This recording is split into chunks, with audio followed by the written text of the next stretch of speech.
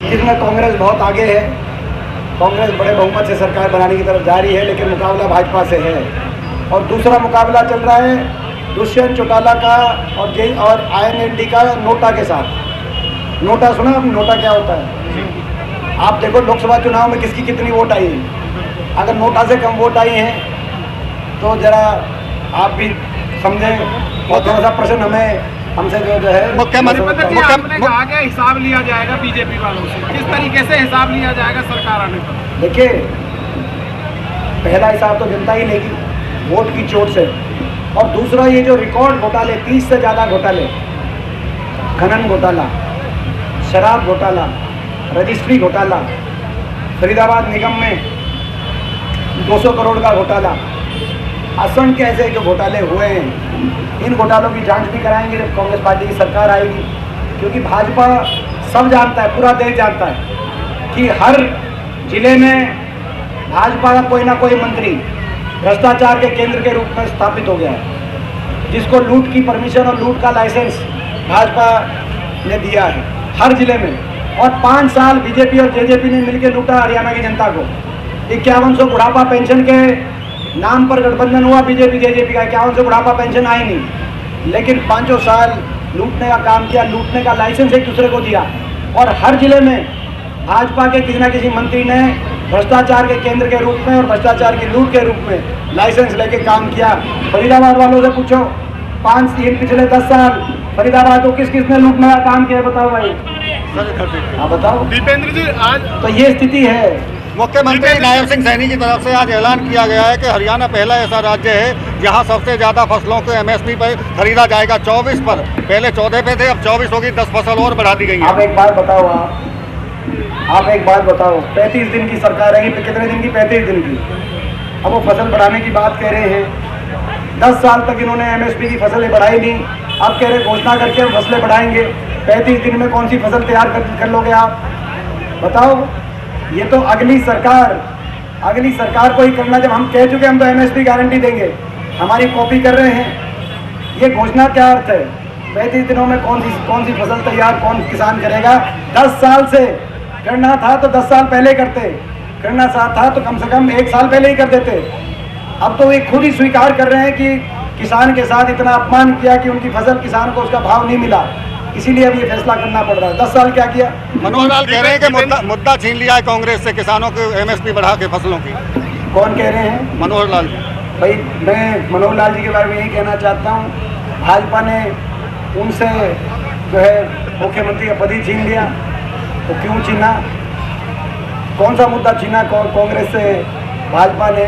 मगर खट्टर साहब ये सोचें कि कितनी उनकी सरकार की अलोकप्रियता रही होगी कि भाजपा को चेहरा बदलने की आवश्यकता पड़ गई इलेक्शन से 1 महीने पहले। 1 महीना पहले 10 साल जो आपका सिपह सलार ला रहा हो, और जब रण की घड़ी आए तो आपने उस सिपह सलार को बदल के क्या कहना चाह रहे हैं? गड्ढों को भरने का काम कर और सुनो, चेहरे बदलने के काम नहीं चलेगा। चाहिए अपने प्रदेश अध्यक्ष का चेहरा बदलें, चाहिए अपने उप मुख्यमंत्री का चेहरा बदलें, चाहे अपने मुख्यमंत्री का चेहरा बदलें। अब तो जनता है, 35 दिन के चुनाव के बाद जनता सरकार ही बदलने का काम करेगी। ये हम भाजपा तक बताना चाहते हैं। दीपेंद्र जी, एक तरफ आपकी हरियाणा मांगे हिसाब यात्रा चल रही है, एक तरफ शैलजा जी संदेश जन यात्रा निकाल रही है। क्या लगता है ये दोनों यात्रा अलग अलग किस तरीके से चल रही है? बहुत यात्रा चल रही है। कांग्रेस पूरी लगी हुई है। एक तो खुशी की बात है, कांग्रेस पूरी लगी हुई है, फील्ड में है कांग्रेस। फील्ड में नजर आ रही है कि नहीं आ रही कांग्रेस? बिल्कुल आ रही है, पर दोनों पक्षों में अलग अलग। कोई नहीं, कांग्रेस में एक ही गुट है।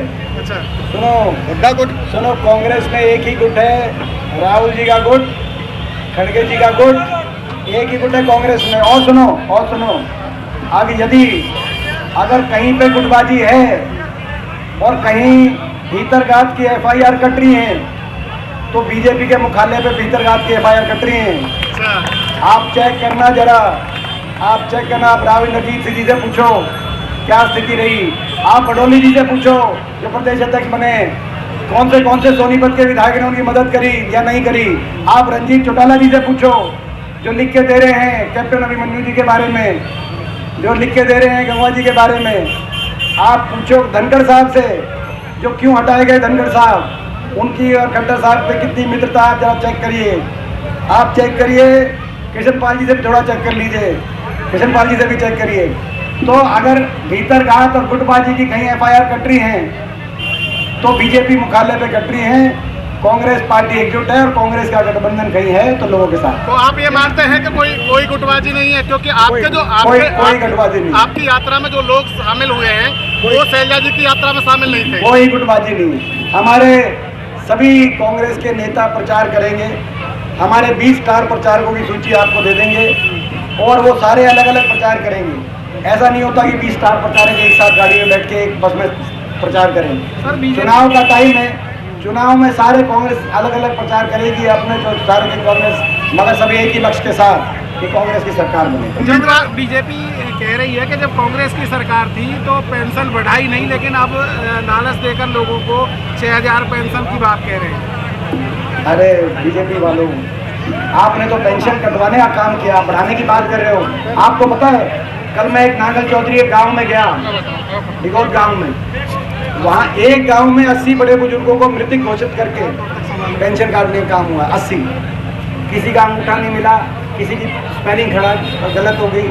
तो बीजेपी तो पेंशन कटवाओ, इनकी सरकार साबित हुई है। ये पेंशन की बात करेंगे, आपके मुझे लगता है कि प्रश्न आपके खत्म हो गए क्योंकि बोरिंग सवाल आ रहे हैं, काफ़ी बोरिंग सवाल आ रहे हैं। तो आप सबके सारे सवाल, आपका धन्यवाद, बहुत अच्छी तरीके से आपने इतना समय इंतजार किया। आपका भी धन्यवाद, इतनी बारिश में आप डटे रहे। प्रेस के साथी हो आप, हमारे अपने साथी हो, जिस हिसाब से डटे रहे उस हिसाब से दिखाना भी इनकी अच्छी कवरेज जो है ताकि अच्छा संदेश जाए।